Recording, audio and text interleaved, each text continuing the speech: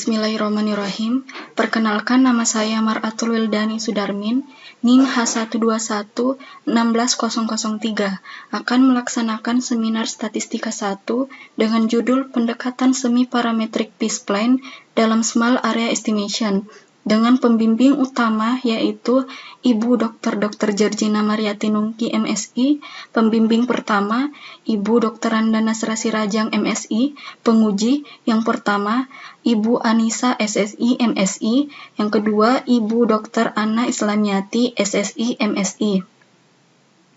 Adapun pokok pembahasan yang akan saya bahas, yang pertama yaitu pendahuluan, yang kedua tinjauan pustaka, yang ketiga metodologi penelitian.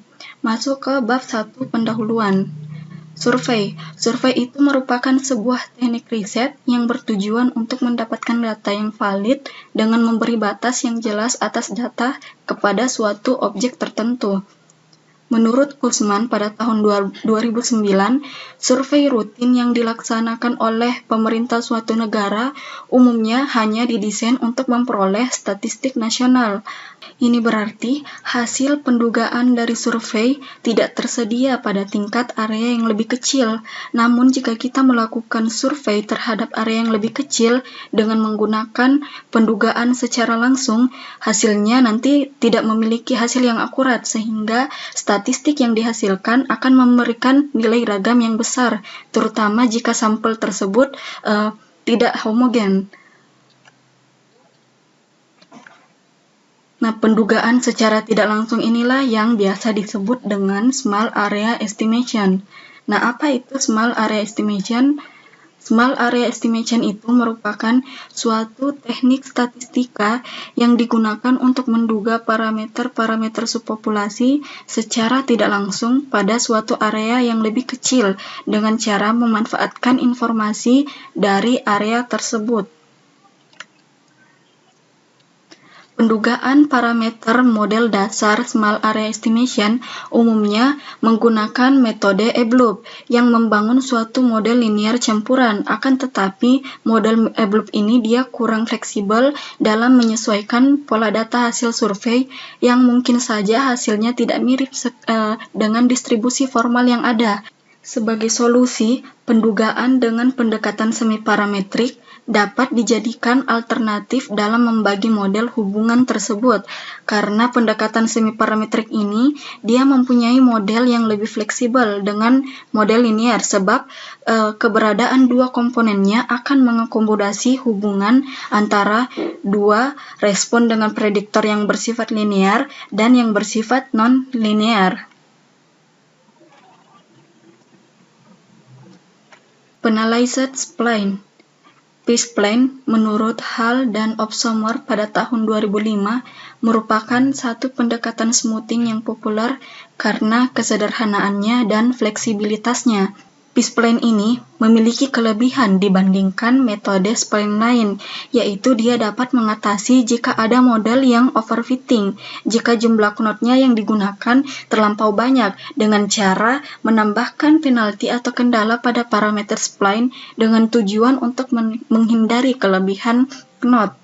Small Area Estimation menggunakan pendekatan non-parametrik telah digunakan di beberapa penelitian, antara lain oleh Nuriski Utami pada tahun 2018 mengkaji mengenai Small Area Estimation dengan pendekatan semi-parametric P-spline untuk memodelkan angka pengangguran di Provinsi Jawa Barat. Kemudian, Cynthia Mutia Karneva pada tahun 2019 mengkaji mengenai Small Area Estimation dengan pendekatan P-spline untuk menduga persentase kemiskinan di wilayah Sumatera Barat.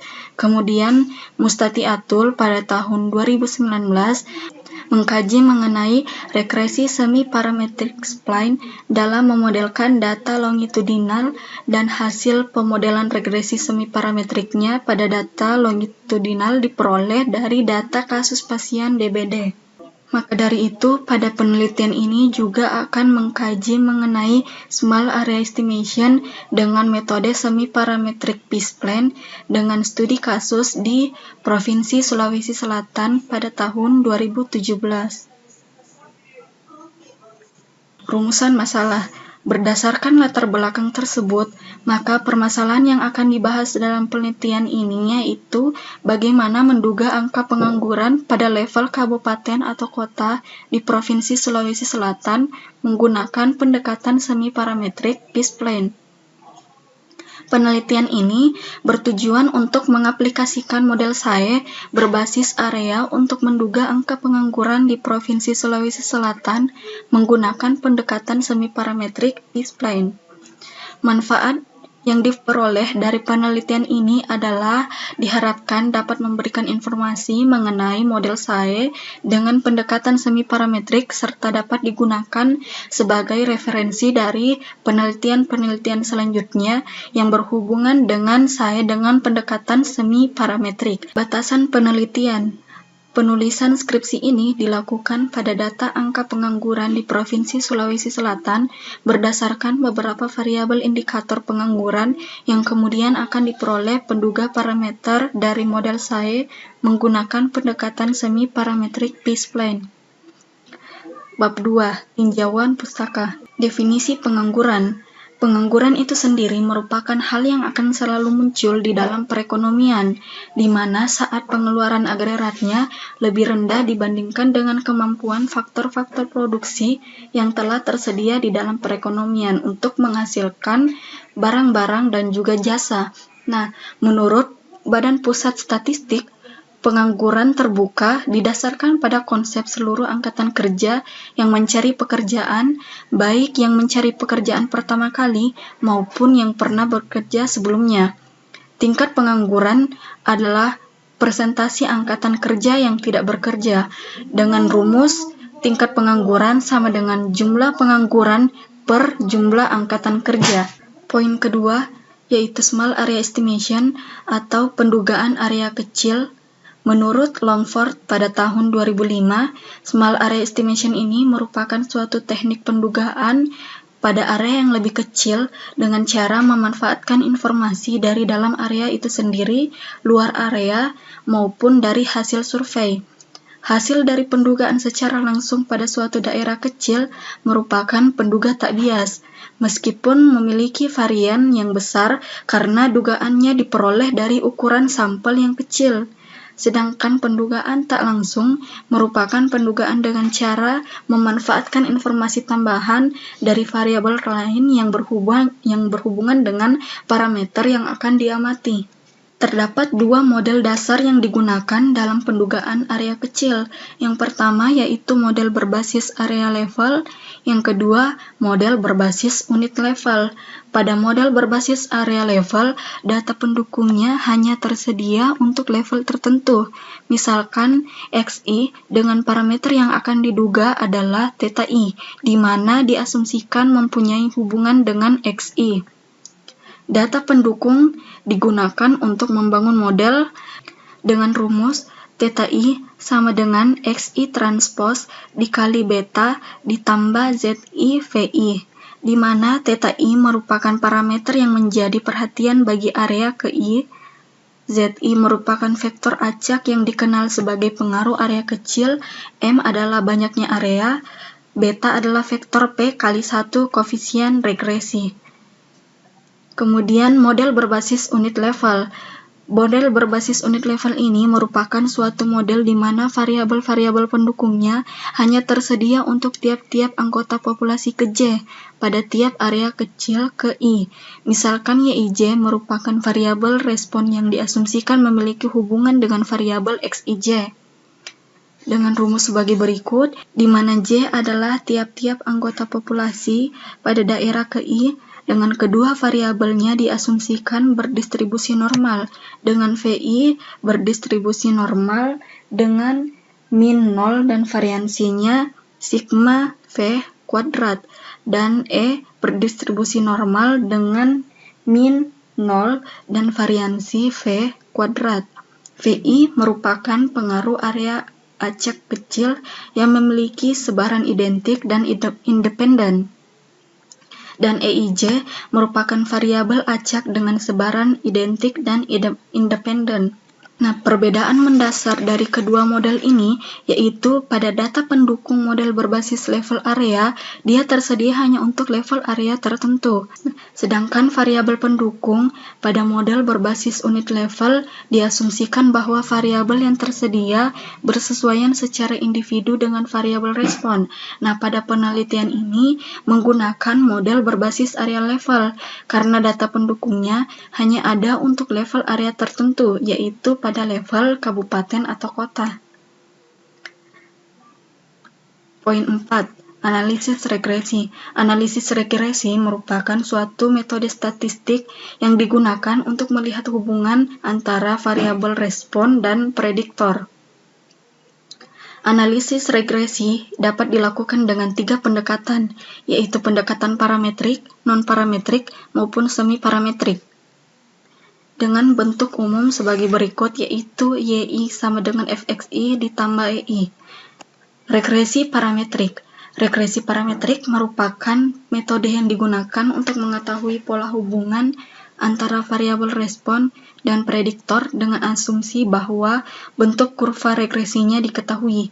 Secara umum, model regresi parametrik dengan variabel prediktor kekal dapat ditulis dengan rumus sebagai berikut, di mana YI merupakan variabel respon, YI1 sampai dengan YIK merupakan variabel prediktor, beta 0, beta 1 sampai dengan beta K merupakan parameter yang tidak diketahui, dan EI merupakan error acak yang diasumsikan identik dan independen dan berdistribusi normal, dengan min 0 dan varian sigma V kuadrat. Regresi non-parametrik. Regresi non-parametrik merupakan metode yang digunakan untuk mengetahui pola hubungan antara variabel respon dan prediktor yang tidak diketahui bentuk kurva regresinya. Kurva regresi pada regresi non-parametrik ini diasumsikan fungsi smooth, dalam artian suatu ruang fungsi tertentu sehingga regresi non-parametrik memiliki sifat yang fleksibel.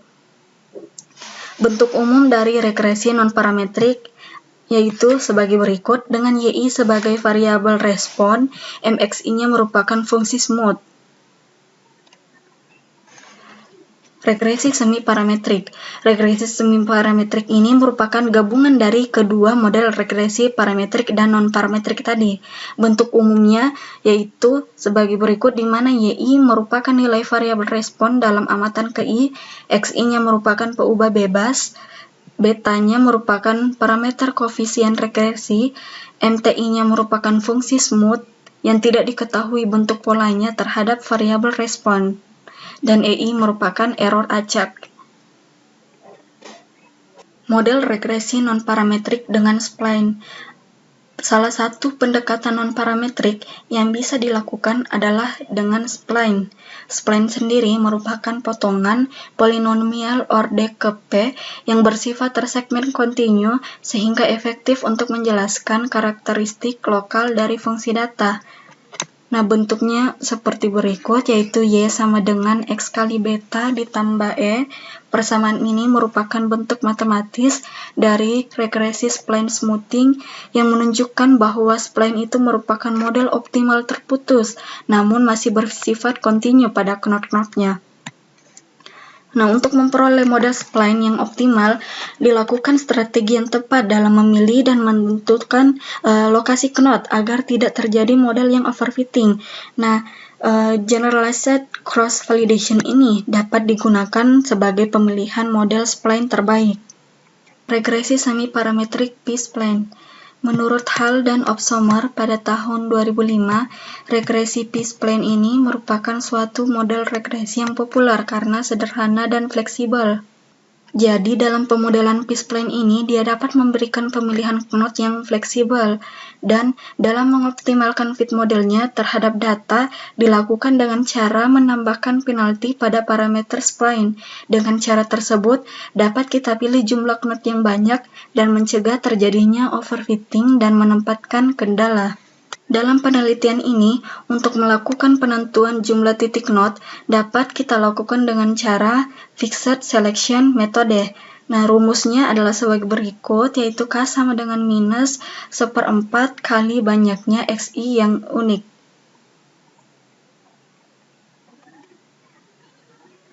Pendugaan area kecil dengan pendekatan semi-parametric P-spline.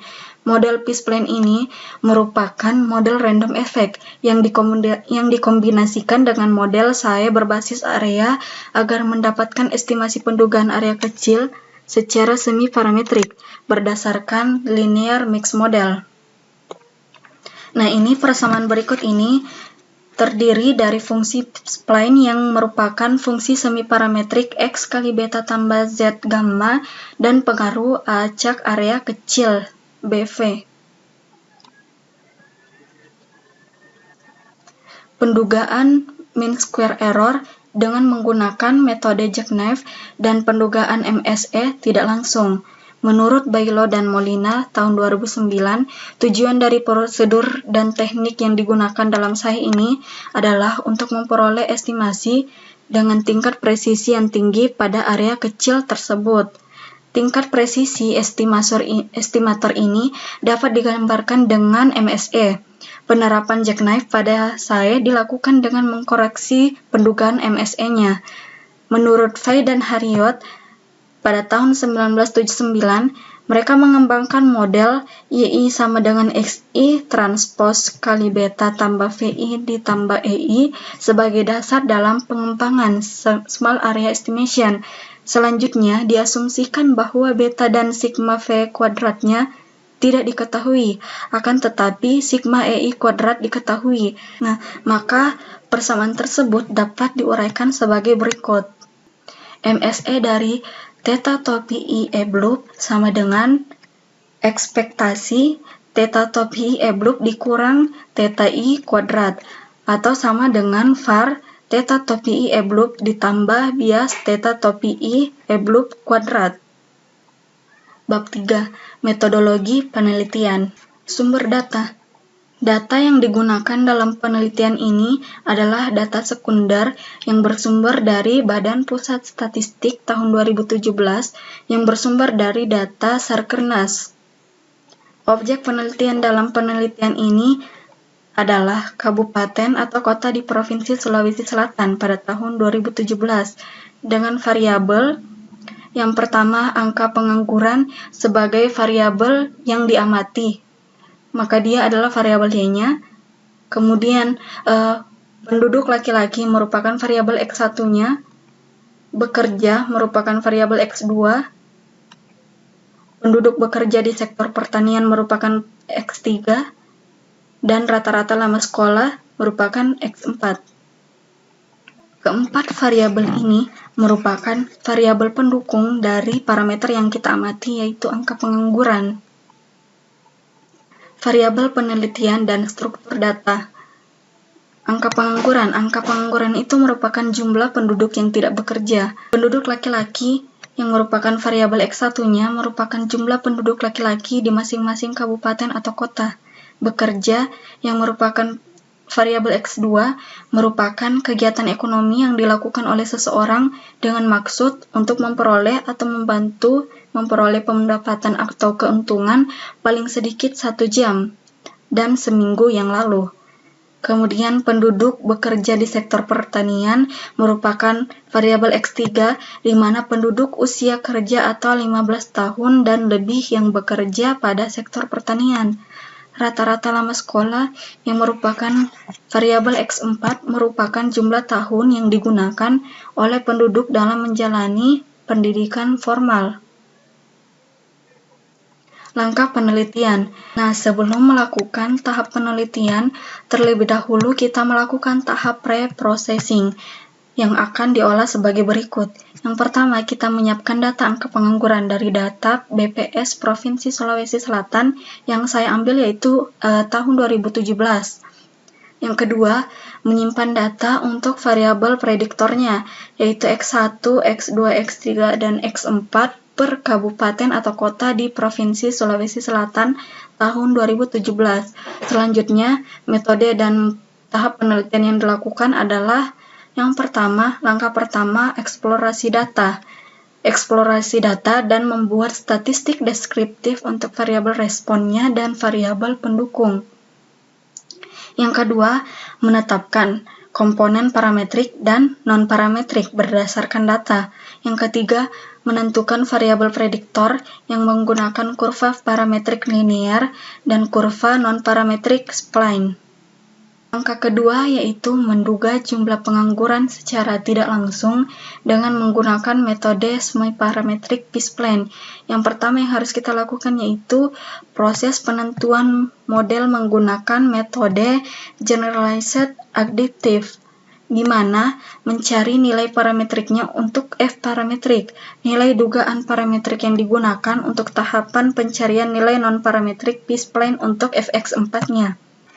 Yang kedua yaitu memodelkan komponen non-parametriknya dengan cara memodelkan nilai residual pada model parametrik dengan variabel yang non-linear, yaitu x4-nya. Kemudian ditentukan jumlah knot yang digunakan dengan menggunakan rumus fixed selection method. Kemudian dihitung nilai GCV-nya untuk tiap-tiap knotnya. Kemudian memilih jumlah knot yang optimum berdasarkan dari hasil nilai GCV minimum. Kemudian dihitung nilai lambdanya menggunakan kriteria GCV. Kemudian dinyatakan bentuk area kecil dengan mengikuti suatu fungsi p-spline yang berbasis polinomial terputus. Kemudian dihitung jumlah beta, gamma, dan V-nya.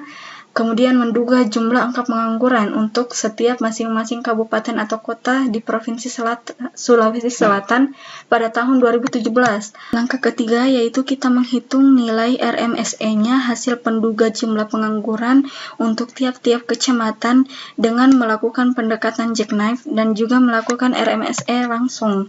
Nah, langkah-langkah analisis dalam penelitian ini dapat digambarkan dengan diagram alir. Yang pertama, memulai membuat plot antara variabel respon dan prediktor, kemudian menentukan jumlah lokasi dan knot menggunakan rumus fixed selection metode, kemudian nilai knotnya itu dinyatakan dengan persamaan bentuk area kecil. Kemudian model dari persamaan area kecil itu akan digunakan untuk mengestimasi parameter p-spline yang sehingga nanti diperoleh nilai betanya sebagai interpretasi dari hasil estimasinya. Kemudian menduga jumlah angka pengangguran untuk tiap-tiap masing-masing kabupaten atau kota di Provinsi Sulawesi Selatan, kemudian menghitung nilai RMSE-nya dengan menggunakan metode jackknife.